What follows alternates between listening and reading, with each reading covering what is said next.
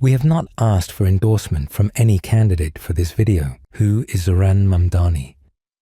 He is a young Muslim man from Uganda who won the Democratic primary for mayor in New York City by the largest margin in history. How did he do that? One way was by promising most New Yorkers what they want. He promised, 1, he'd stop rents going up. And so I'm going to ask you one more time. We're running to freeze the... Mamdani also promised 2, he'd create government-run stores that would sell groceries more cheaply than supermarkets do. 3, he'd make bus transportation free for all New Yorkers. 4, he would provide free childcare. 5, he would pay for all this by raising taxes on whiter New Yorkers and businesses. Who would you like to see become the next mayor here in New York City? Zohran Mamdani, of course. Why so? I really like what he says about the rent freezes are a big one for me. City-owned grocery stores are also a huge factor for me. I don't use the buses that often, but that's pretty cool for the bus takers of New York. Will these policies make New York more affordable? And if not, what policies would make New York more affordable? Let's examine the policies one by one to answer that question. We'll start with 1. Freezing the rent. Freezing the rent is a form of price control. Price controls lead to shortages. What happened in Venezuela is a classic example of that. Price controls created a shortage of toilet paper, milk, and other goods. 70-year-old Maria Rojas said she had been trying to find toilet rolls for 2 weeks before locating a few rolls in a supermarket in Caracas. She said, "Even at my age, I've never seen this." Why are rents so high in New York City? One reason is the law of supply and demand. There is high demand and low supply of apartments in New York City. Why is there a low supply of apartments? Government policies have a lot to do with it. Rent freezes and rent control make it less profitable to build more buildings. Another reason rents are so high in New York is bills the landlords have to pay. Landlords pay state tax, city tax, and income tax, as well as maintenance costs and water and heating bills. Landlords pass these costs on to the tenants. Tenants blame their landlords, not realizing it's the politicians they voted for who are to blame. Politicians are happy to impose rent control, but they are a lot more reluctant to freeze the taxes they make the landlords pay. If landlords can't make their payments, they have to abandon their properties, and their properties become unfit to live in. That lowers the supply of apartments. You're seeing some dilapidated living conditions largely as the result of rent control.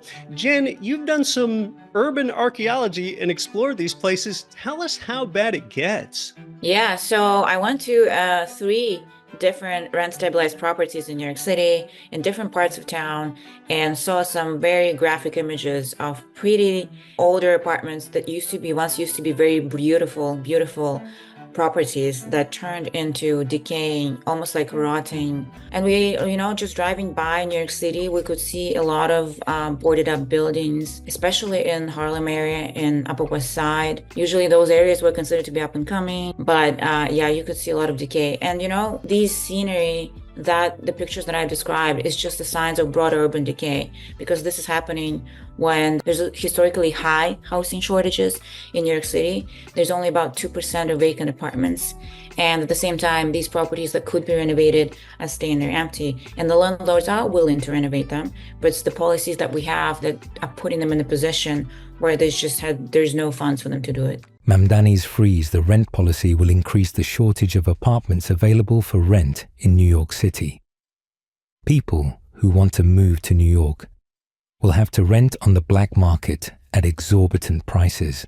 Might better policies to bring down rents and increase available housing be to 1. Lower taxes on landlords so that they are not forced to pass those taxes on to tenants in the form of high rent. 2. Lower taxes on builders so that they will build more housing. 3. Make it financially feasible to renovate abandoned buildings. 4. lower taxes on everyone so that they can afford to live in New York City. There is a candidate for mayor who thinks so.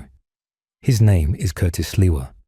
And the other way you actually address affordability, none of the candidates talk about this. You slash the taxes, the income tax, the corporate tax, the property taxes. You have congestion pricing right here, which is covered in this area where you broadcast from. It is destroying businesses all up and down the corridor. It's another tax, speed cameras, higher sewage rates, water rates, electricity rates.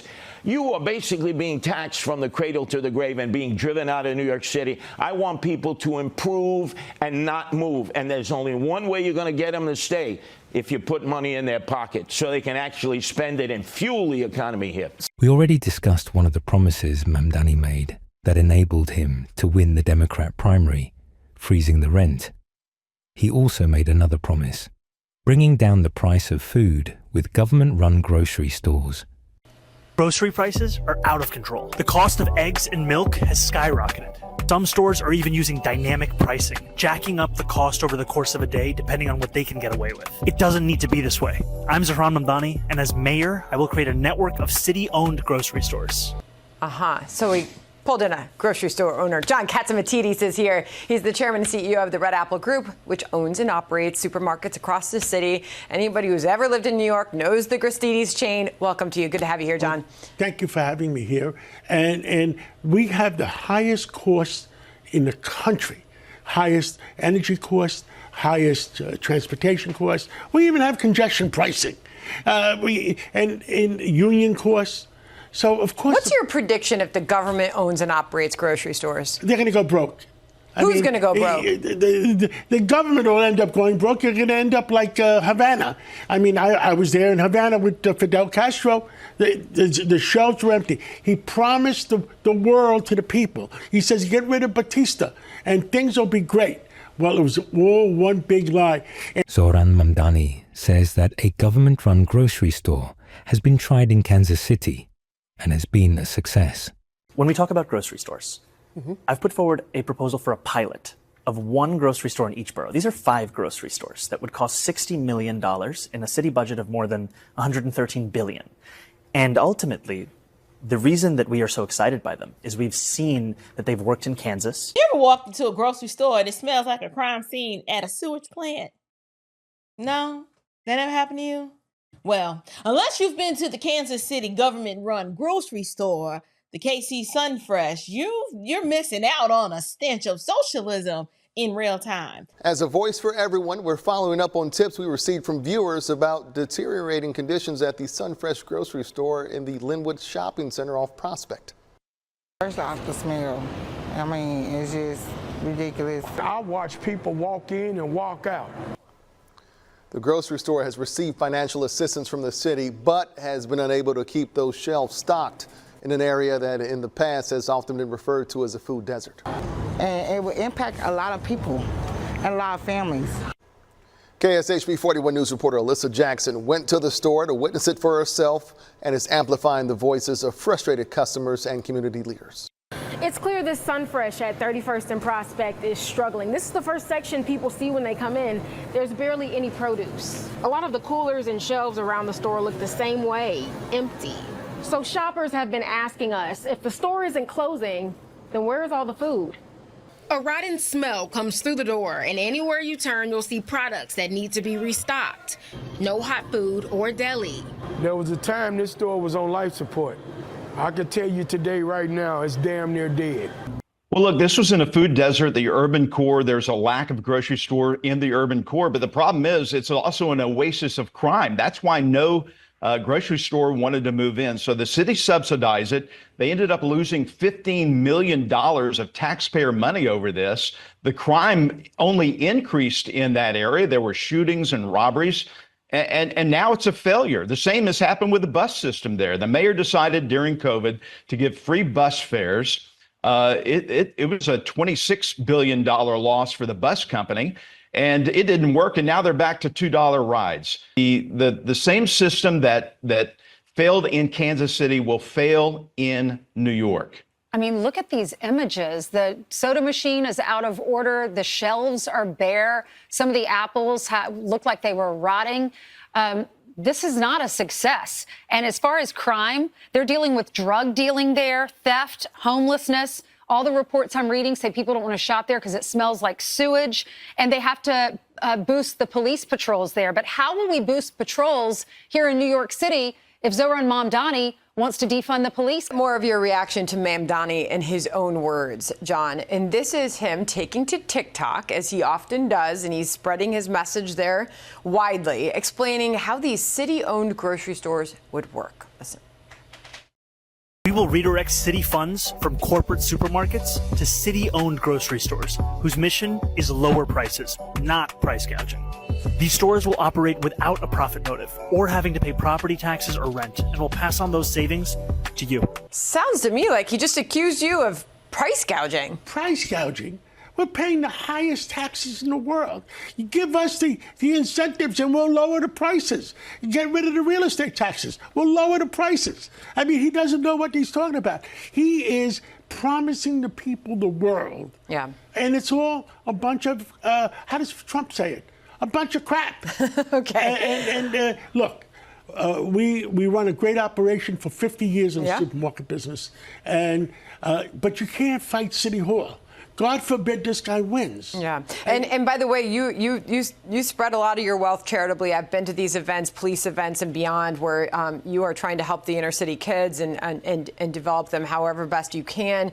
You're very generous. Rick Scott was on your WABC radio show on Sunday talking about these Dem policies and what they would do to people like you who spend a lot of money in this city and are very charitable, what you might do and where you might go. Listen. Every elected official in New York on the Democrat side seems like they were just recruiting people to move to Florida because it's just insanity. Joy Behar interviewed Mamdani on The View and was supportive of Mamdani's plan for government-owned grocery stores. Here is the reaction of David Rubin to Joy Behar's support of Mamdani's policies.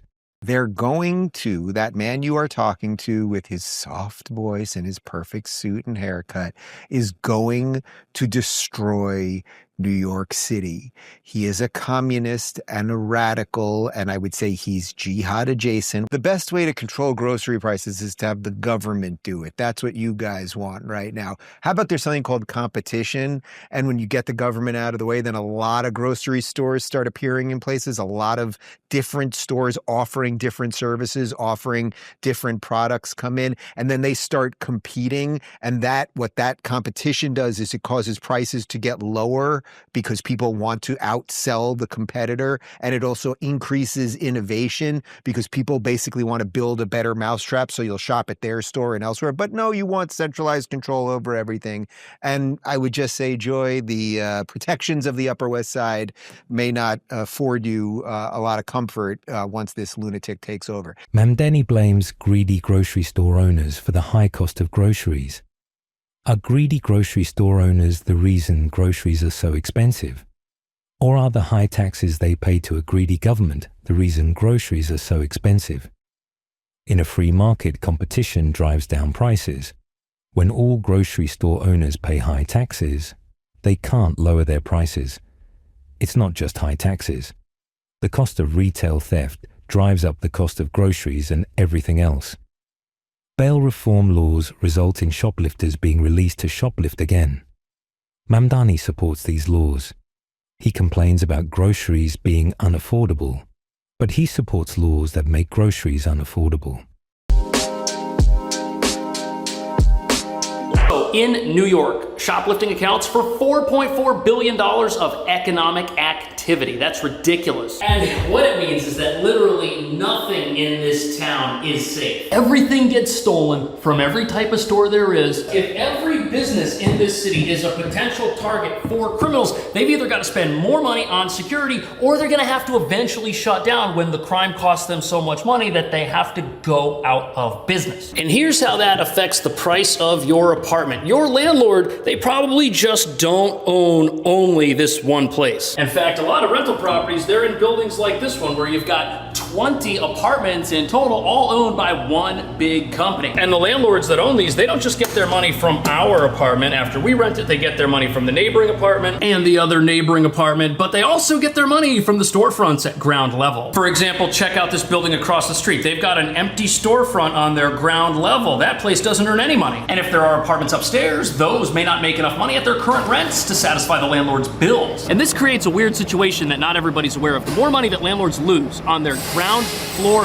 properties that nobody wants to rent, the more they're gonna look to their apartments and their other properties to get some of that money back. Which means that by allowing the types of crime you're about to see to go on day after day, week after week, our soft on crime laws have a lot to do with the unaffordability issues facing many New Yorkers. From smash and grabs to mobs of thieves, retail theft is rampant. They come here, they steal, and I told them they're hurting the neighborhood. Here in New York City, officials say of the tens of thousands of retail thefts a year, 30% are committed by just 327 criminals. The locks and chains, that's what bodega owners across the city say they need to keep thieves from stealing their livelihoods. Theft is nothing new, but a recent spree of coordinated, big-scale robberies has law enforcement and retailers warning this is not simple shoplifting by those in need. It's organized retail crime by professional crews. Retailer is just open game. Walk away with anything and nobody's going to challenge. The NYPD says it's that group of criminals arrested and rearrested 6,000 times that they're focused on. We are all victims when retail theft happens. It drives up the cost of things, and it also creates this environment where people are hesitant to shop where goods are locked up. Where does Mamdani say he will get the money to pay for all his promises?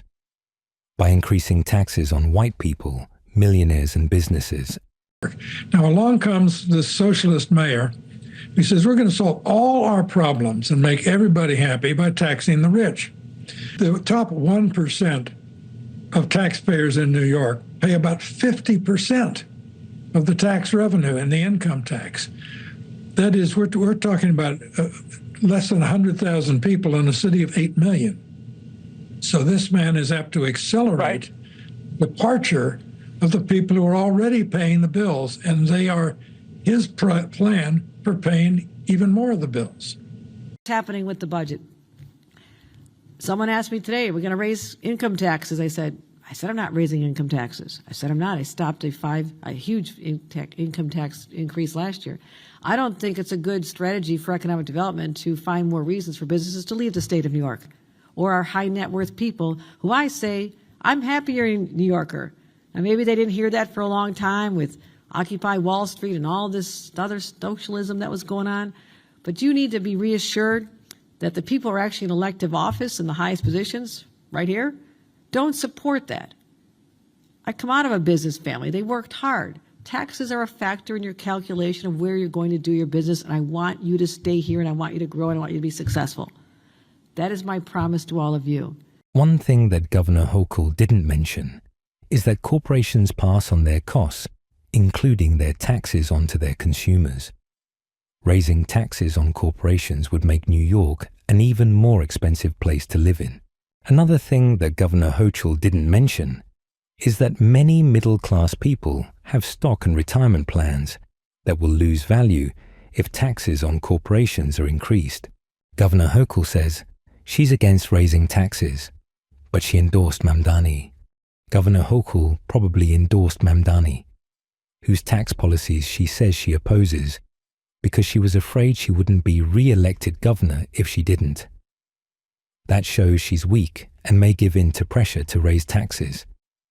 In addition, even if she shows some backbone and refuses to raise taxes, she can be overridden by the very left-wing New York legislature. Mamdani wants free buses for everyone, which he says will cost $700 million annually, though the head of the MTA predicts that will climb to $1 billion a year. That the same thing has been tried before and failed, numerous times, doesn't faze Zohran. Kansas City ran out of money when it tried free buses.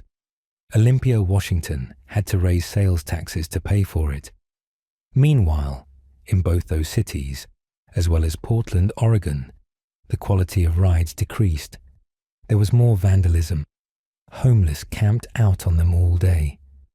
We don't often agree with the Washington Post, but its editorial board was absolutely right when it declared that parents would grow afraid to let their children ride alone, as free buses become havens for drug users. One of many reasons that drug users on buses is dangerous is that fentanyl fumes are a danger to both passengers and bus drivers. Mamdani promised free buses. The MTA is billions of dollars in debt. New York City is projected to have an annual average deficit of $12.6 billion from 2025 to 2027.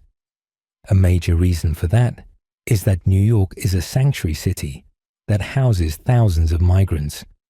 Mamdani has pledged to reinforce and expand the city's status as a sanctuary city. He plans to drive away the New York tax base with increased taxes. Where is he going to get money to pay the bus drivers we already have if he continues the policies that increase the deficit? He will be forced to cut back on the number of buses in New York City.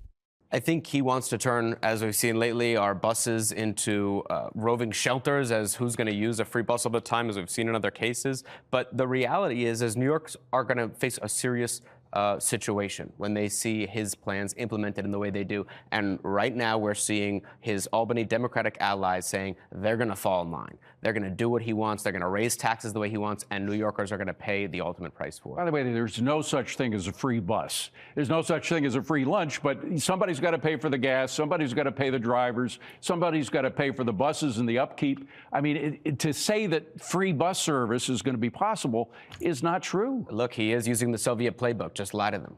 When the government abolishes private property and seizes the means of production, it is communism and brings about economic ruin.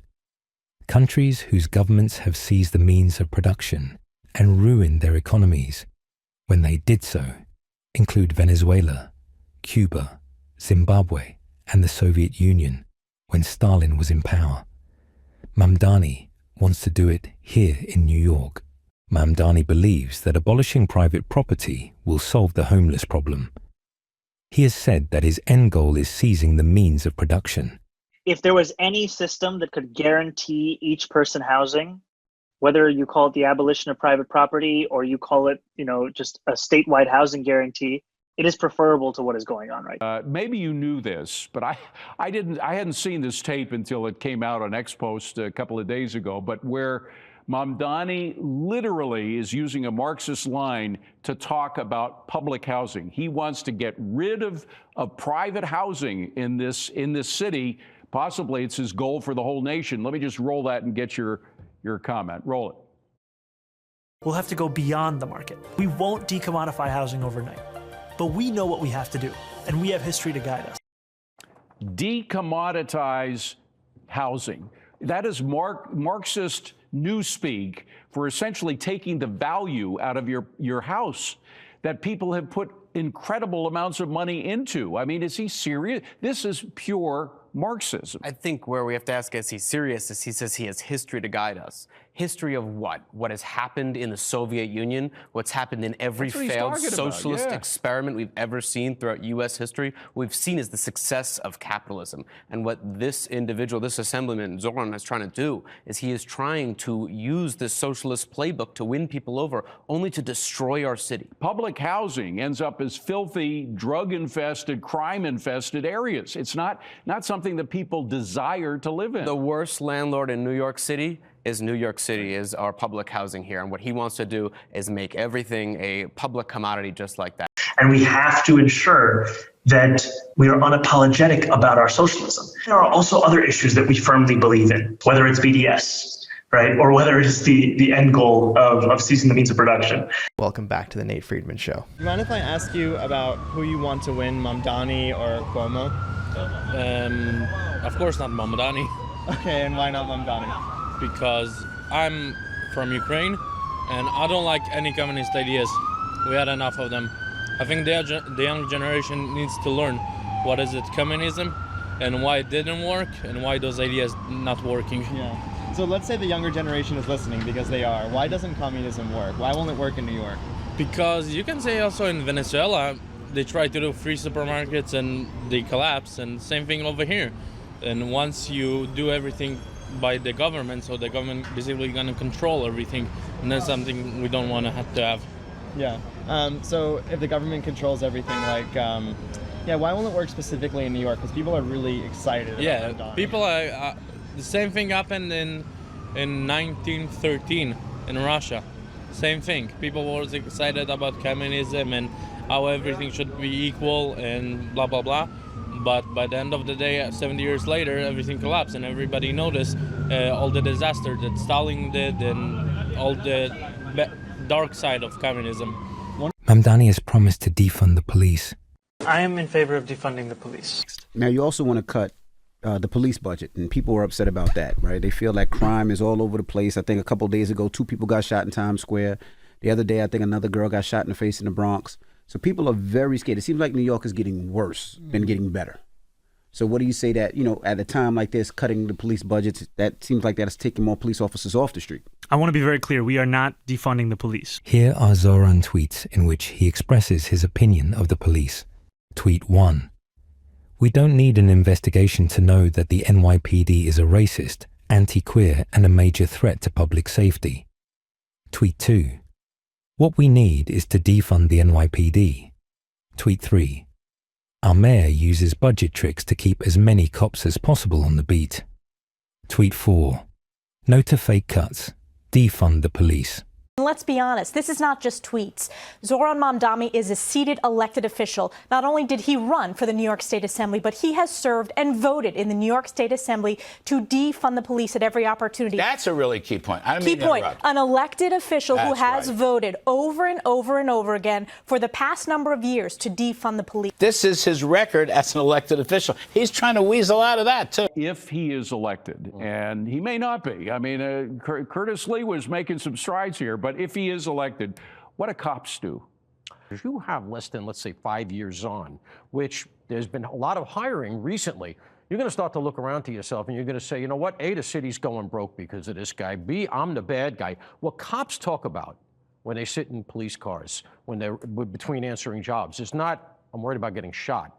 It's, I'm worried about getting indicted, because that's becoming more and more prevalent. Feel like they have a target on their backs. And so what's going to happen is they're going to look around, they're going to say, Florida's offering a $30,000 signing bonus. South Carolina is offering $30,000 in immediate pay raises and a take-home car and a better lifestyle. And I'm not the bad guy. Who would stick around? Yeah. And that's what is going to happen. One of the arguments repeatedly made by Mamdani supporters is that if his policies don't work, we can always vote for another mayor next time. Sadiq Khan, the mayor of London, has been voted in 3 times in a row, even though his socialist, high tax and soft on crime policies have been a disaster for London. There has been a mass departure of millionaire residents from London, with the result that there isn't enough money to build affordable housing. There isn't enough money to collect all the garbage, with the result that there are large rat infestations. Sadiq Khan keeps getting re-elected because of the votes of migrants on welfare in London. We can expect the same if Mamdani becomes mayor, because he said he will keep New York a sanctuary city.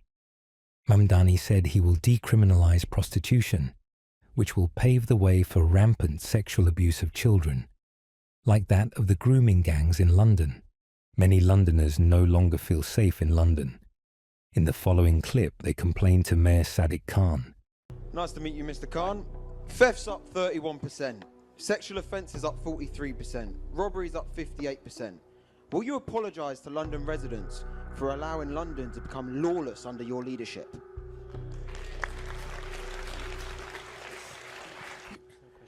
What are you, Mr. Mayor, going to do about the knife crime in London? It's out of control. People are dying on a weekly basis and nothing seems to be happening. We need it taken into control. People are scared and frightened to walk out on their streets now. And it's all down to you because you're not doing anything. Thank you. Actually, the gentleman at the back, I really feel for you, because I think most of us in this audience absolutely appreciate that very few of us, if any of us, feel safe. We do not feel safe on the streets of London. And the person that is in charge of the Metropolitan Police is the mayor of this city. Many Jews fear that Zohran Mamdani will not protect them from rising anti-Semitism in New York.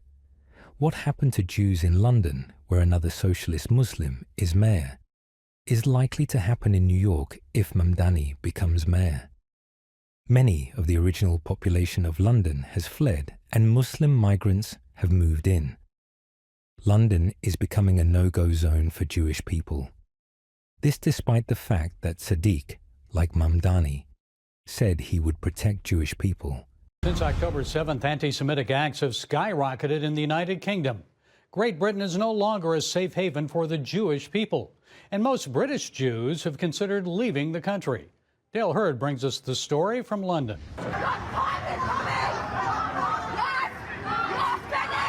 Most British Jews now no longer believe they have a future here. Recent polling has also found that most Jews hide their Jewishness in public and do not feel welcome in the United Kingdom.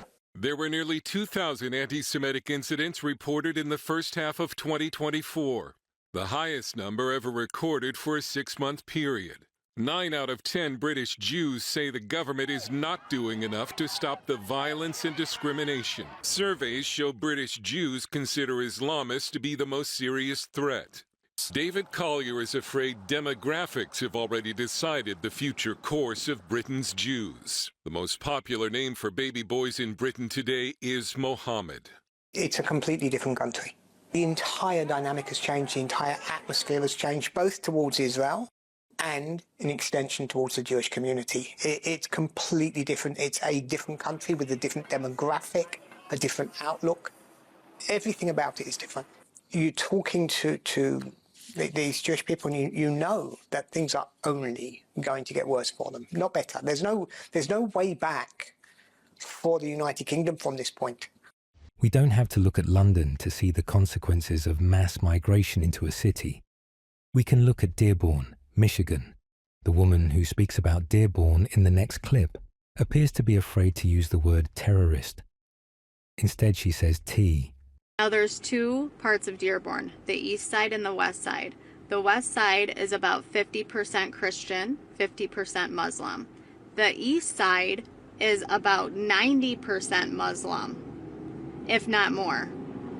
The east side is where you hear that mayor saying that he's putting that street up named after a T organization or somebody that was a T.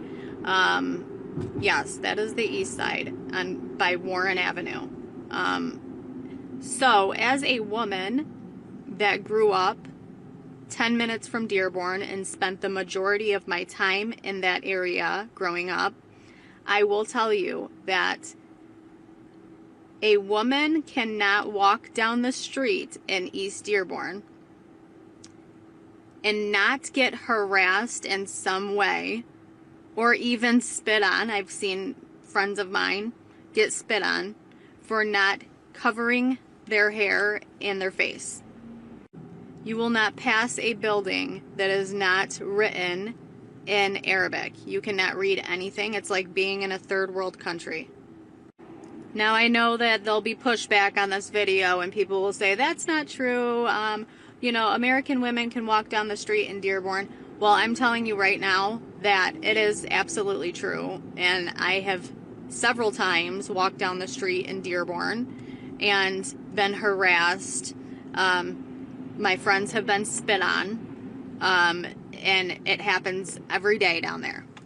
And another thing, I remember growing up, you know, after 9/11, driving down the street, actually on Warren Avenue in Dearborn, and everyone, all of these Muslims lined up on the street, cheering and screaming, beeping their horns. They were celebrating it. And that is exactly what they were doing. So yes, what you're hearing about Dearborn is absolutely true. Yes, it is. It's already happening here. This is a picture of Little Palestine in Brooklyn, New York. 3 Jews who live in Zohran Mamdani's district. District 36 wrote that it was a very anti-Semitic place to be. They also wrote, on October 8, 2023, just hours after the Hamas attack in Israel, Mamdani opted for a political statement of blame, rather than words of comfort and care so desperately needed by his own constituents. Since then, we've seen graffiti reading, "Long live Hamas," "Sinwar lives," "Kill yourself Zionist," and Hamas red triangles spray-painted on residential buildings and businesses. People waving Hamas flags have rallied in our streets. The 80% of American Jews that consider Israel to be an essential or important component of their identity are mirrored by Indian, Korean, and Dominican Americans who feel the same connection to their homeland. When a local business hung a massive, blinking "Fuck Israel" sign alongside a portrait of Hitler, we spoke up at our community board meeting in front of a silent Mamdani representative to no response. We have filed complaints. We've removed stickers. We've spray painted over violent imagery, and we've been at it alone. This is not the New York we want to live in. And this is not the New York of equality, safety, and inclusivity that Zohran is promising. On 23rd August 2001, the Mossad gave the CIA a list of 19 suspects living in the US who were believed to be mounting an imminent attack on the United States. Only 4 of the names are publicly known, all belonging to eventual hijackers in the attacks: Mohammed Atta, Marwan al-Sheikhi, Khalid al-Mihdar, and Nawaf al-Hazmi. The Mossad probably gives New York and the United States a lot of other warnings, but that is not public information. After the September 11th Muslim terrorist attacks on the United States, the NYPD asked Israel for intelligence on terrorism threats and help with counterterrorism training. Israel helped out the NYPD. This was used for anti-police and anti-Israel propaganda by haters of both the NYPD and of Israel. In the next clip, you can see Mamdani inciting hatred against both the NYPD and Israel. We have to make clear that when the boot of the NYPD is on your neck, it's been laced by the IDF. Escape from New York, the tax base has been fleeing the Empire State. And that was before a socialist was the front runner to be mayor of its biggest city. The top 1% pays more than 40% of all income taxes in New York. That means social services, benefits, healthcare, education.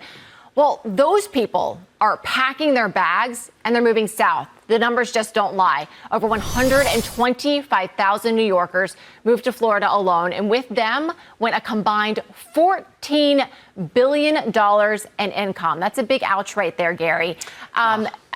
Do you think that the flow of people down south to southern states like beautiful Florida, is that going to stop when Mamdani's elected? Let me just state, if able, business people and capital will flock to where it's treated best.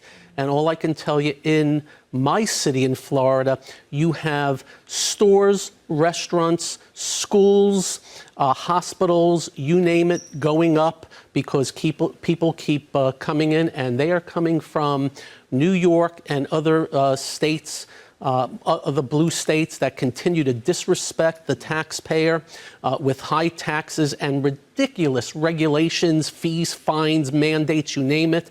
And it is stunning to me, after we have these statistics already, that the voters in New York would vote. This man's, I wish he was a socialist.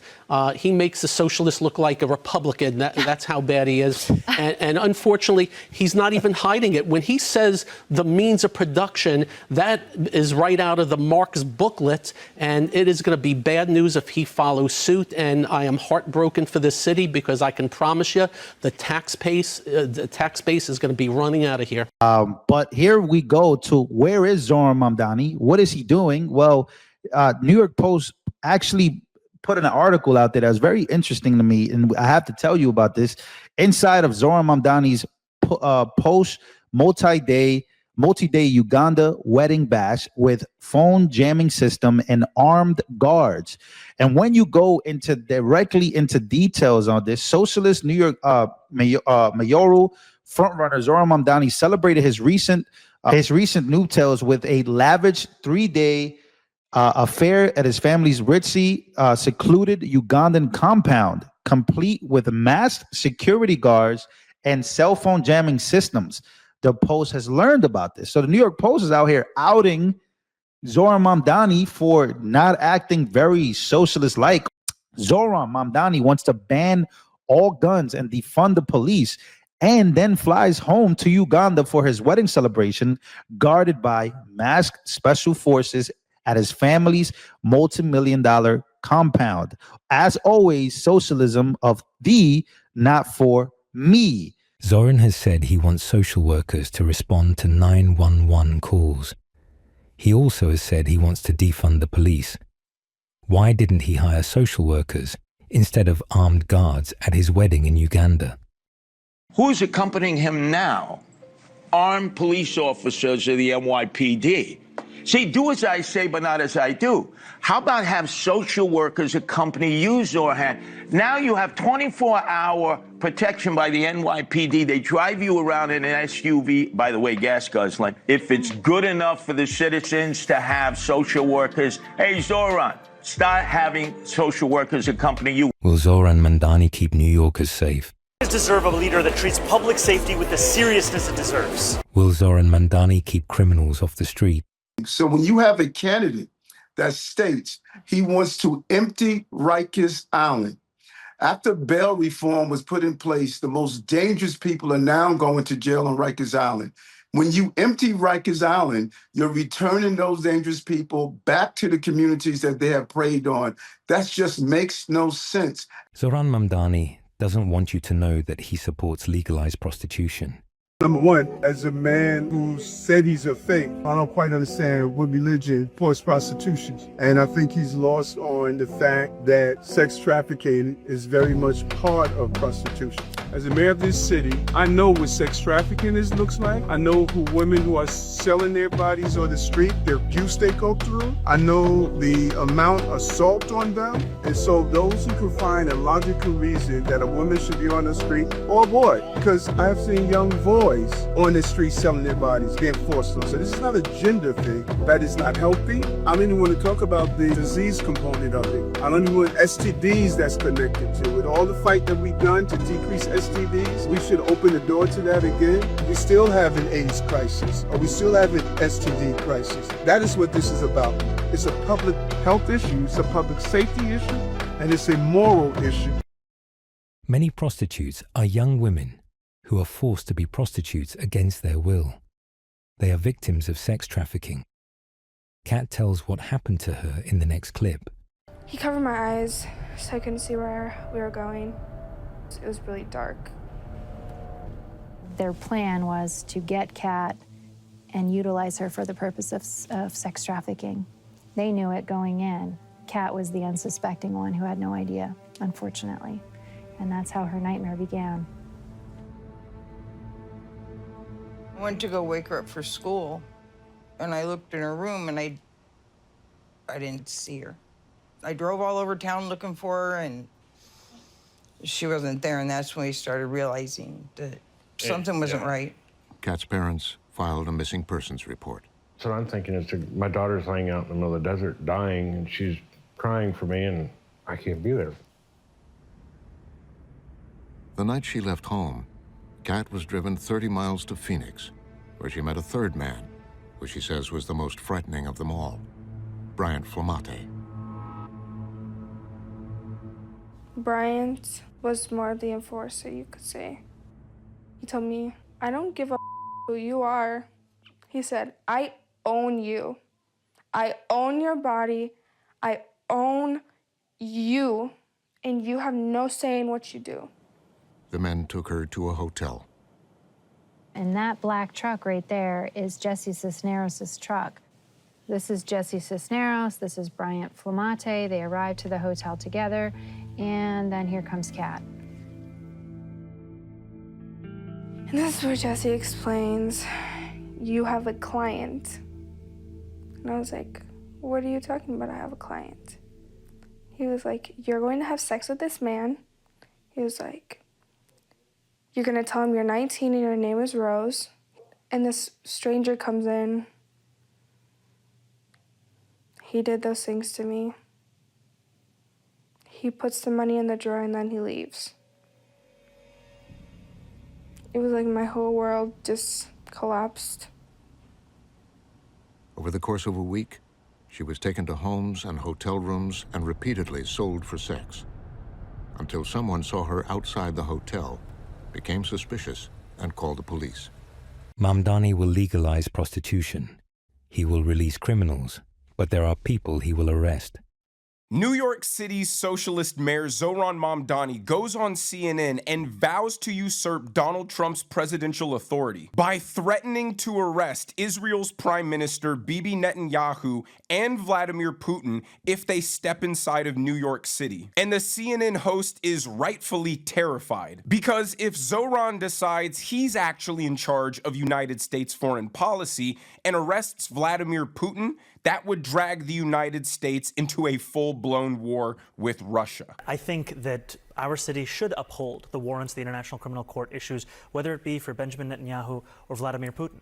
If Zohran Mamdani sent the New York Police Department to go arrest Vladimir Putin, not only would there be a massive shootout with his security, but Russia would probably send missiles at America and the rest of Europe in response. Ladies and gentlemen, understand this. A foreigner from Uganda thinks that his beliefs give him the right to usurp the president's unilateral authority in dictating foreign relations. He thinks he's entitled to uphold some meaningless international criminal court warrant and drag the United States into a major war with Russia, all because he thinks it's the right thing to do and wants his radical leftist America-hating base to be satisfied. And because it's New York City police, Donald Trump wouldn't even be able to pick up the phone and tell them to release him. He would have to send the United States Army into New York City to fight against the police department to release Vladimir Putin. It would be the most catastrophic thing we've ever seen, all because some foreigner from Uganda who openly hates America,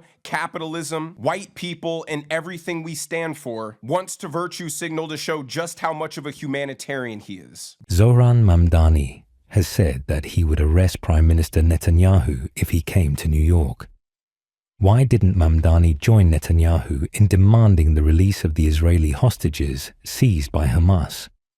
On October 7th, 2023, Mamdani made a rap song supporting the Holy Land Five. They were the leaders of the Holy Land Foundation. They pretended that the Holy Land Foundation was a humanitarian charity that provided disaster relief, sponsored orphans, funded hospitals, and so on.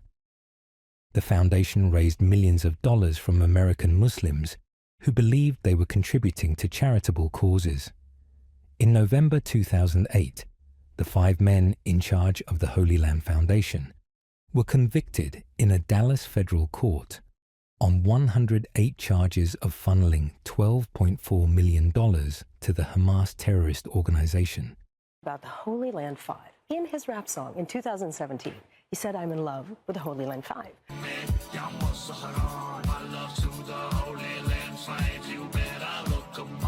So let's explain what the Holy Land Fives are.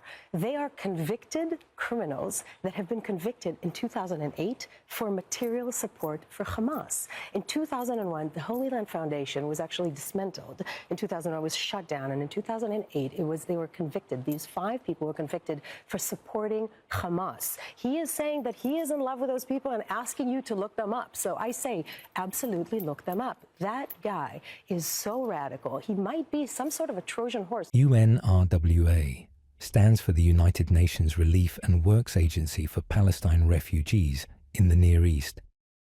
Before October 7th, their schools indoctrinated Arab children to hate Israel. On October 7th, some of their employees participated in the raping and the killing of Israelis. Finally, after 2 years, every living hostage taken on October 7th is now out of Gaza. But right before their release, Zohran Mamdani was running a 5K race to raise money for a UN organization that employed a dozen people directly involved in the attacks of October 7th, which started this war. Let's bring in Fox News contributor Miranda Devine. So great to see you this morning, Miranda. It really is just mind-boggling. I think with Mamdani, every time you think that you've heard something terrible, you hear something even worse the next day about this completely unsuitable candidate who looks like he's going to romp into office. You know, UNRWA is a totally discredited organisation. As you said, a dozen of their employees actively participated in the slaughter of October 7. And even under the Biden administration, their funding was frozen. Marco Rubio, the Secretary of State, issued this report a few months ago showing that this was a terror-linked organisation that supported Hamas, that was corrupt. And Donald Trump has signed an executive order banning any more American money going to it, which is pretty much a third of its funding and hundreds of millions of dollars a year. Mamdani supports boycotting, divesting from and sanctioning Israel, BDS. Why doesn't he support the needy in Israel? Why doesn't he support the Israeli families impoverished by oil-funded terrorist attacks against their tiny country? What about Israeli orphans and widows? What about Israelis who lost their homes to Hamas and Hezbollah rockets? Why doesn't he support the Israeli farmers whose farms were burned by Hamas and Hezbollah rockets?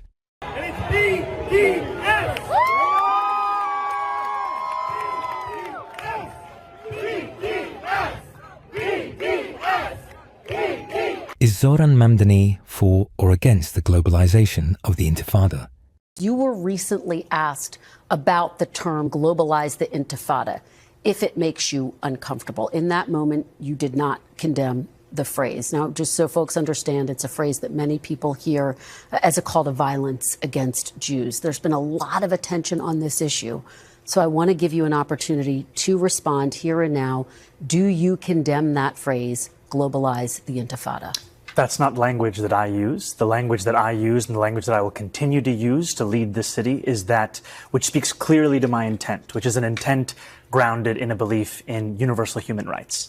And ultimately, that's what is the foundation of so much of my politics, the belief that freedom and justice and safety are things that, to have meaning, have to be applied to all people, and that includes Israelis and Palestinians alike. But do you actually condemn it? I think that's the question and the outstanding issue that a number of people, both of the Jewish faith and beyond, have. Do you condemn that phase, globalize the Intifada, which a lot of people hear as a call to violence against Jews? And to make clear that there's no room for anti-Semitism in this city. We have to root out that bigotry, and ultimately we do that through the actions, and that is the mayor I will be, one that protects Jewish New Yorkers and lives up to that commitment through the work that I do. But very quickly, for the people who care about the language and who feel really concerned by that phrase, why not just condemn it? Could the real reason Zohran Mamdani doesn't want to condemn the phrase globalize the Intifada be that he doesn't want to alienate a large part of his voter base?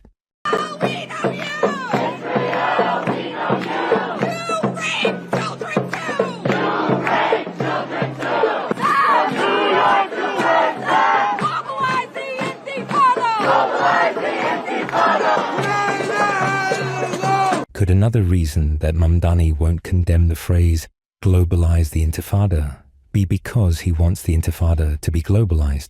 Could the reason Zohran Mamdani denies that Intifada means violent attacks against Jews be because he participated in pro-Intifada demonstrations and doesn't want to be accused of anti-Semitism? Mamdani insists he's not anti-Semitic and would work to protect the city's Jews. Every anti-Semite that I've ever come across in my life says they're not an anti-Semite. Former New York State Assemblyman Dov Hikind, the founder of Americans Against Anti-Semitism, says Mamdani should be judged by what he's done, not by what he says. If you join people who are chanting vicious anti-Israel, anti-Semitic chants, you're part of that, whether you say the words or not. So Just a week ago, he said, I'm going to set aside more money than ever to fight anti-Semitism. The only thing is, he's the problem. He is the problem. He represents the outbreak of Jew hatred in America, in New York, that we have never seen before, not in my lifetime, that's for sure. Mamdani whitewashed the term globalize the Intifada and said it is an expression of Palestinian rights. Noah Tishby survived 2 intifadas in Israel. In the following clip, she explains what intifada really means. Let me start with the first thing that to me is the most violent and the most vile, which is his whitewashing of what intifada is about. So he keeps saying that globalized intifada means something else for different people. That is not true. I have lived through 2 intifadas. I know exactly what they mean. An intifada means a violent uprising against the Jews. It means car bombing and bus bombing and ramming through people with cars. It means stabbing and shooting. That's what that means. And to globalize that means to take into America and into Western civilization what we have been through in the Middle East. During the intifadas, buses were a target of attack by Palestinian suicide terrorists.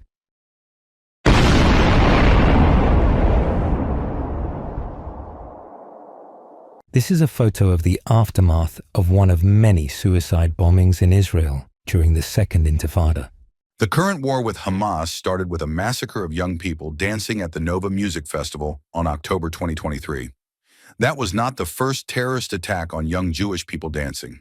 What many people have forgotten is the suicide bombing of Israeli dancers in the Dolphinarium discotheque on June 1st, 2001 during the Second Intifada. The Intifada is already being globalized in America.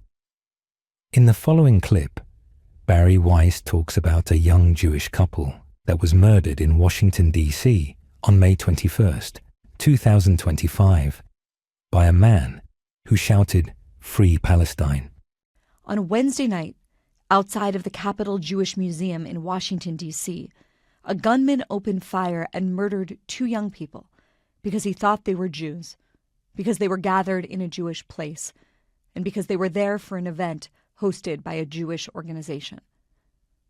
Before I tell you about their alleged killer and the culture of lies that created the climate for his rampage, I want to tell you about the 2 people that he cut down. And I want to do that because I promise you that there will be no campaigns or hashtags or celebrity videos urging all of us to say their names. Yaron Lishinsky and Sarah Milgram, those are their names. They met at work. They were staffers at the Israeli embassy, and they fell in love. Yaron, who was 30 years old, had purchased an engagement ring for Sarah, who was 26, just a few days ago. They were meant to fly to Israel this coming Sunday so that she could meet his parents, who live in Jerusalem, before he proposed. On June 1st, 2025, an Egyptian man, Mohammed Soliman, firebombed a Run for Their Lives event in Boulder, Colorado. This was a peaceful run for the release of the Israeli hostages being held by Hamas. On June 25th, 2025, 82-year-old Karen Diamond, one of the people he burned, died. On October 7th, Hamas declared war on Israel. On October 8th, their supporters declared war on America.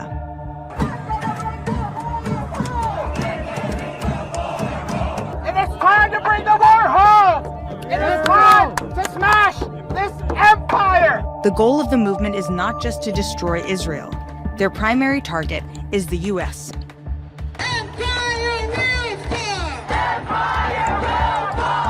They call America the enemy, the beast, or simply empire. Will Zohran Mamdani, who participated in pro-Intifada protests, keep protests like this one from getting out of control?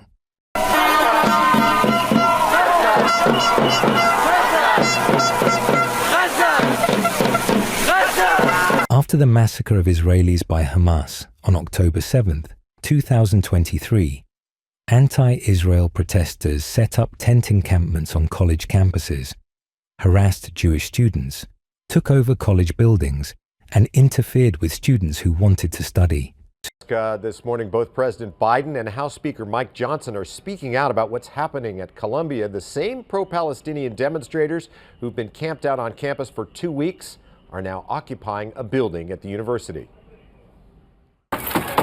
They broke into Hamilton Hall on Columbia's main New York campus overnight, smashing out windows. Dozens of protesters formed a human chain. They locked arms in front of the building, then they carried furniture and metal tables to the entrance to form a barricade. Students who are not part of the protest complain this is a huge disruption just a few days before finals. Eden Yadigar, a student at Columbia, spoke about being harassed there at a congressional hearing on anti-Semitism. We have been attacked with sticks outside of our library. We have been surrounded by angry mobs, and we have been threatened to, quote, keep running. Mamdani says that he won't send police to remove encampments from college campuses, claiming that doing so makes campuses less safe. It is a repression that extends even to the ways in which we choose when to send police officers onto college campuses. The incident around encampments here at Brooklyn College, the decision to surge officers into that site is one that leaves students less safe than they were before. I will be committed to delivering actual safety, not to the use of the term as a means of repression. Behind Mamdani's success stands the Democratic Socialists of America, or DSA, a group that molded his campaign from the very beginning. I decided I had to join DSA. The DSA has become a pro-Hamas, anti-American group that supports some of the most dangerous ideologies and figures in modern history.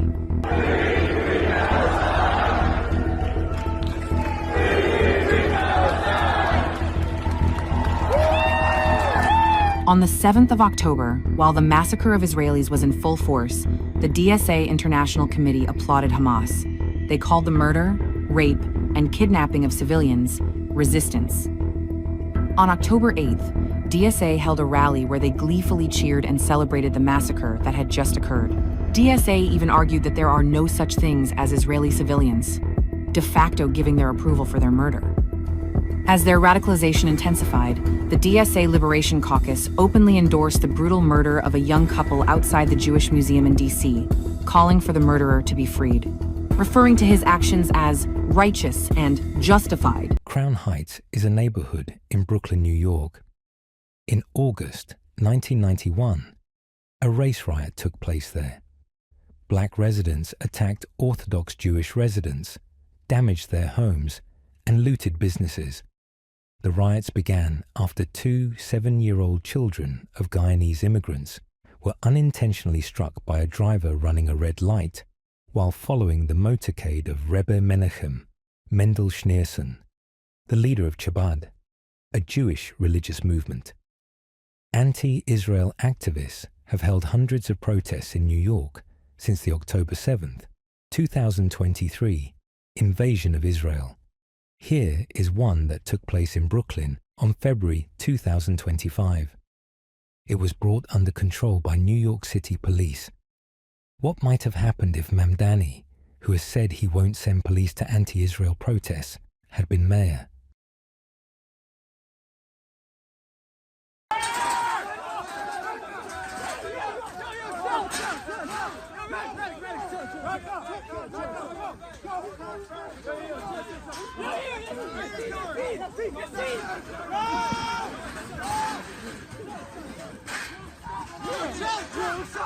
Stop! Stop! You're so... He's doing our thing! He's doing our people! I'm telling you, back up! Why did you touch them? No, Why I'm telling you, so back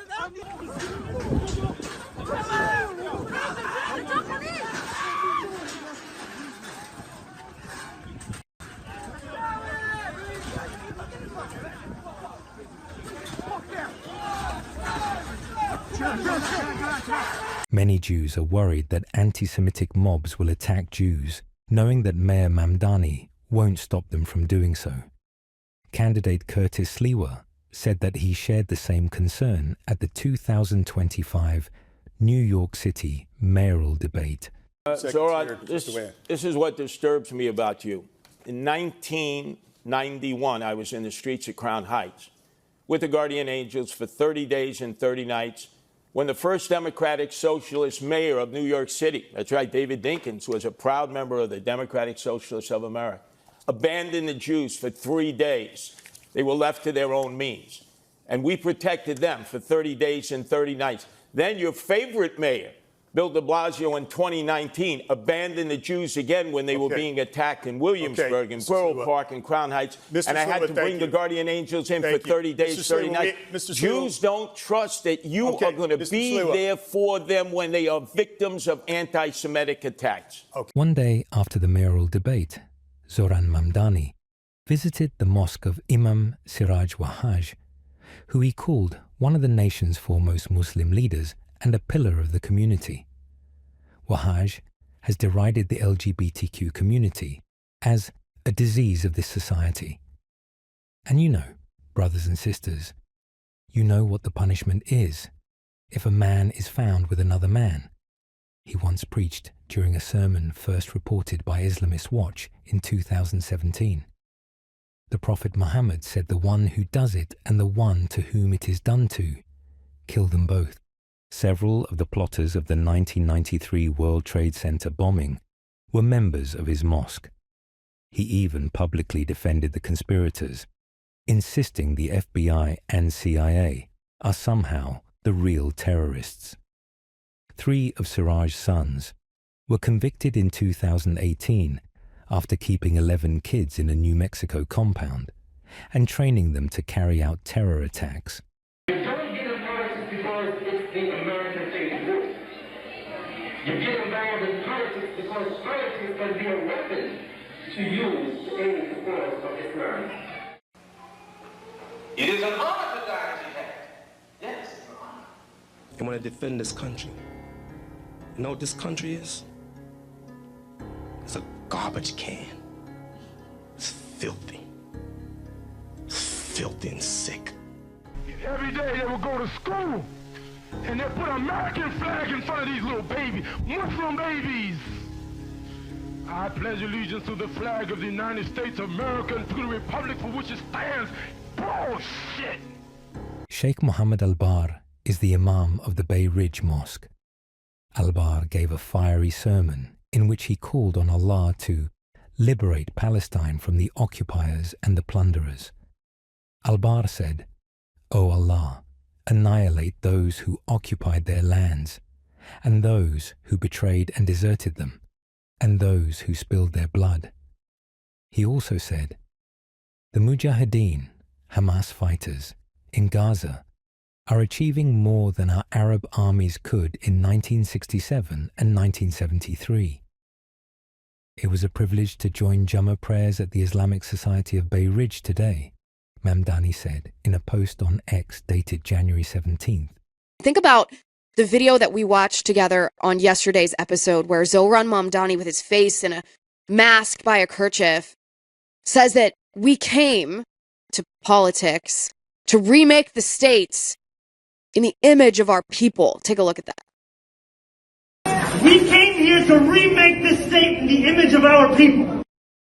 In the image of our people. Who, Zohran, are your people? Are you talking about Muslims?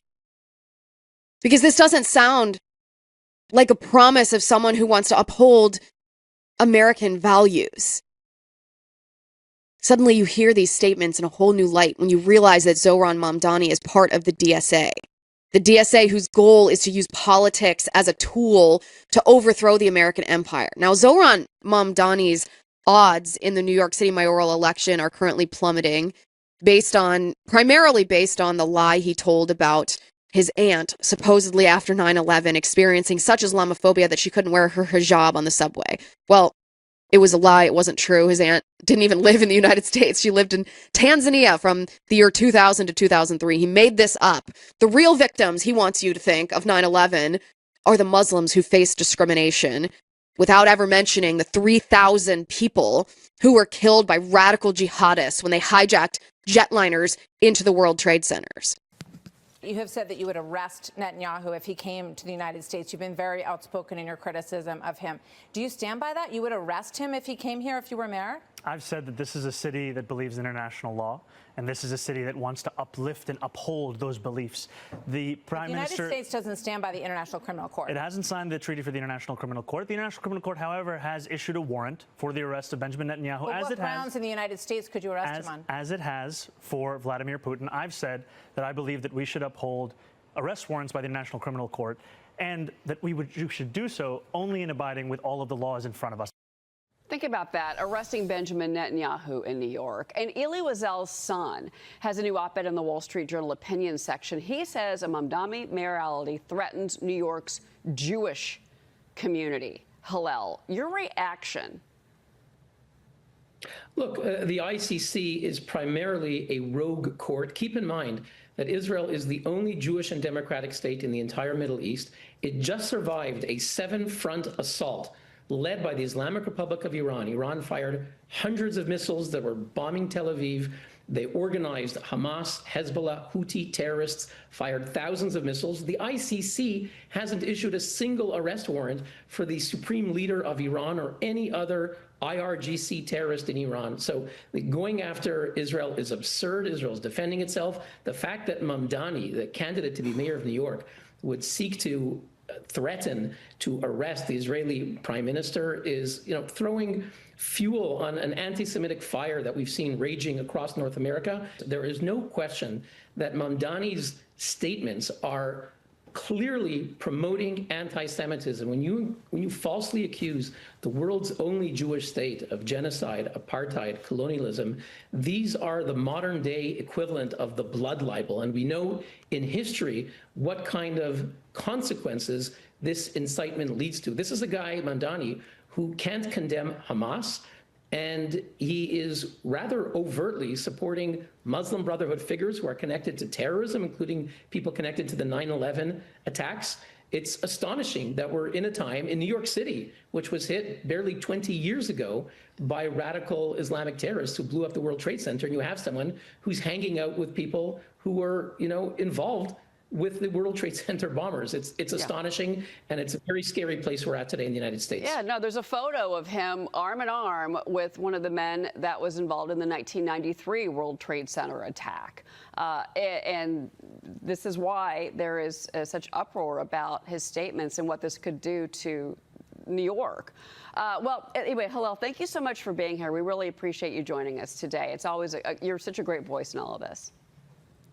Thank you for having me. All right. Siraj encouraged Muslims to march in New York City en masse. The marchers in the following video clip were watched by the police. What might have happened if there had been no police watching them? Mamdani said that when he is mayor, he will not allow police to interfere with pro-Palestinian protests. Oh, Muhammad's curse on disbelievers, those who are disbelievers, those who are your enemies, you can curse them.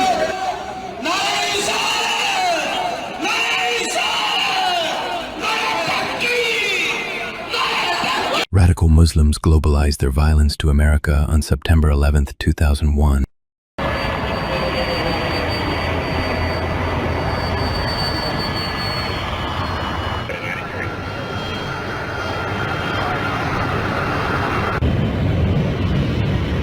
American Boston. Please listen very carefully. This is Amy Sweeney on Flight 11. We've been hijacked. 2 attendants have been stabbed. Do you have any idea where you're headed? No. People in coach think it's a routine emergency. We've asked for a doctor, but none's on board. Can you tell us anything more about the hijackers? Yes. They have knives and mace. They say they have a bomb. Okay. How are the people who were stabbed? One flight attendant's okay. I'm not sure. The other may not make it. Oh my God, something's wrong here! What's happening? Amy, are you still there? We're in rapid descent. We're all over the place. Can you look out the window and tell us where you are? I see water, buildings. We're flying low. We're flying way too low.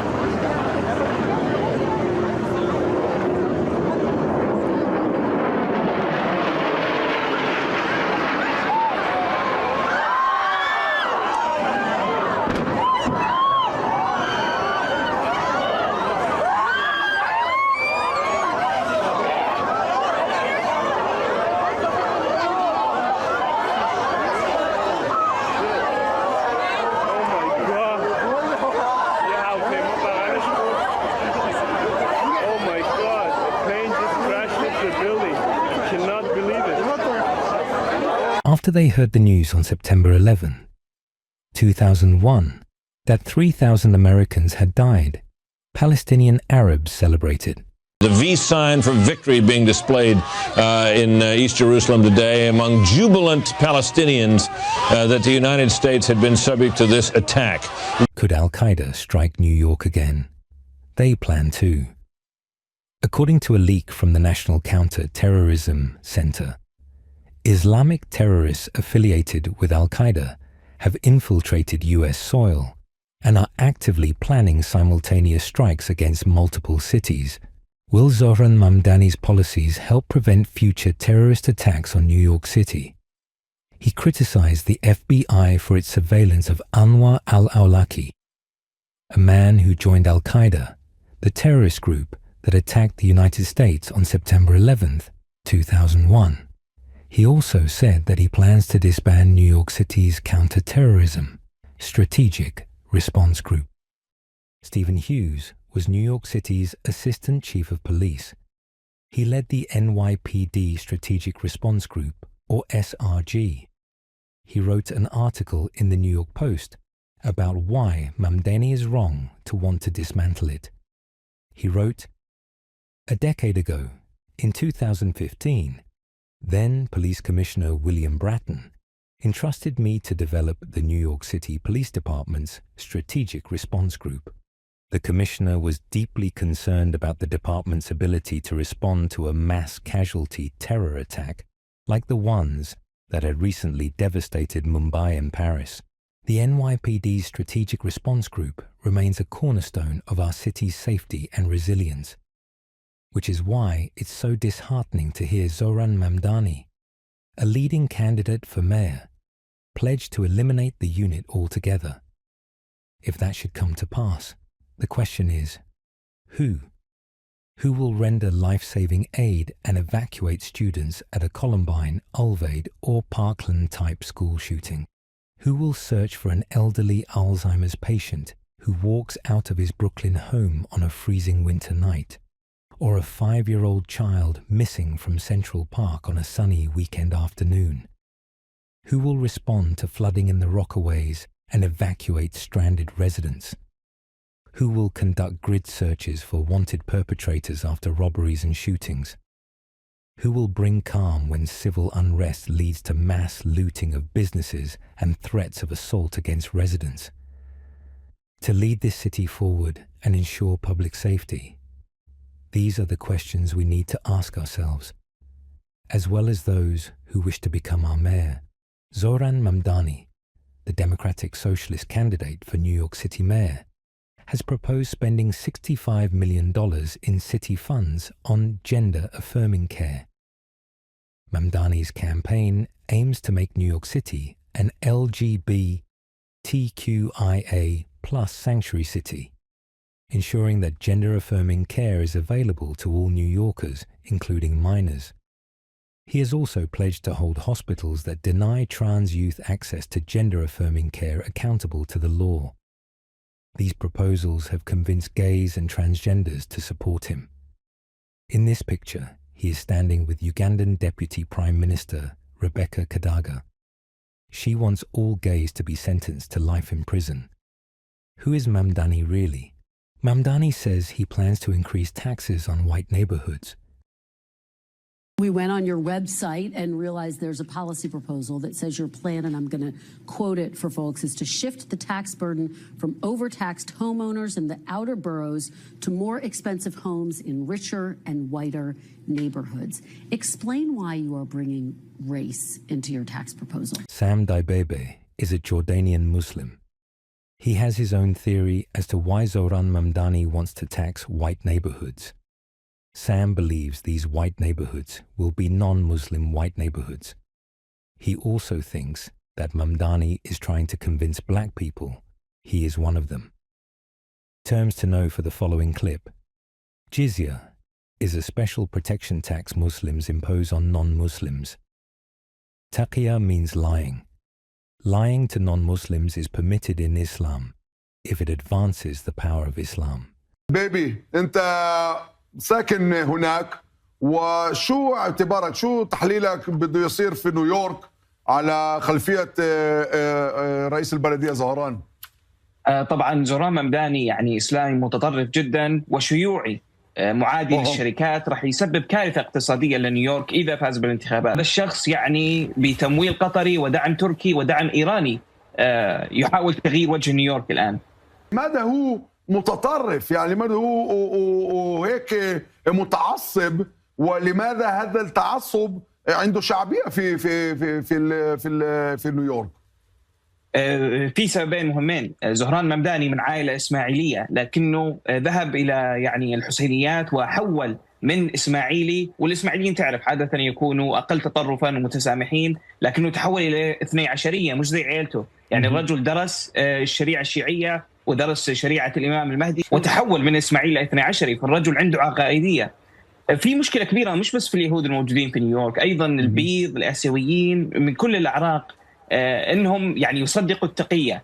يطلع زهران ممداني يذهب الى اجتماعيات يعني الوقفات التظاهريه لدعم المثليين، لدعم النساء، لدعم كل الاقليات، ويخاطبهم بلغتهم، يقول لهم انه انا يعني شخص ملون، لست ابيض، انا ضد النظام الذكوري الابيض المسيحي، انا اريد حقوقكم، بدنا نظام شيوعي، كنا نكون متساويين.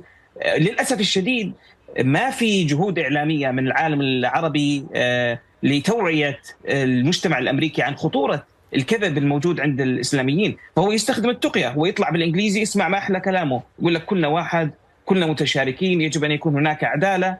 لكن هم ما يعرفوا أنه لما يوصل القوة سيبدأ نظام الإخوان المسلمين. ويمكن لا تستغرب إذا شفت نظام زي نظام الجزية تحت غطاء أنه والله يعني السكان البيض عندهم أموال كثيرة، يجب أن يدفعوا الجزية للمسلمين اللي يعانوا تحت ظل الحكومة الأمريكية. هذا أشياء ممكن يسويها. وزهران ممداني كتب تغريدة قال يجب أن ينقل عبء الضريبة من الأحياء الإسلامية والأحياء المكسيكية إلى الأحياء الغنية والبيضاء. يعني يشوف العنصرية، يهاجم البيض ويطالب برفع الضرائب عليهم بنفس نظام الجزية. فهو خطابه كان اقتصادي أكثر. ممداني يعني كشف خطورة أنه الشعب مش عارف خطورة الإسلاميين، لكنه راح يكون خيبة أمل كبيرة لهم. راح يوصل الحكم، راح تشوف الفساد، راح تشوف كيف تركيا وقطر وإيران راح يشتروا يعني عقارات كثيرة في نيويورك. ولكن راح تشوف دمار اقتصادي كامل، وراح تشوف ثورة ضد الفكر الإسلامي، وراح ينكشف هذا الخداع. بكرة لما يصير في يعني صراع بين الإسلاميين في نيويورك وبين اللوايطة والمتحولين جنسيا، راح ينكشف كل شيء، وراح يختار زهران ممداني الإسلاميين ضد المثليين. واو. سام الدبيبي زميلنا ومحللنا للشؤون الأمريكية. شكرا حبيبي. من أصله شكرا حبيبي على هذا التحليل الرائع. شكرا. Thank you. If you want to help prevent Zohran Mamdani from becoming mayor of New York, please share and promote this video as much as possible. For all our sakes, thank you.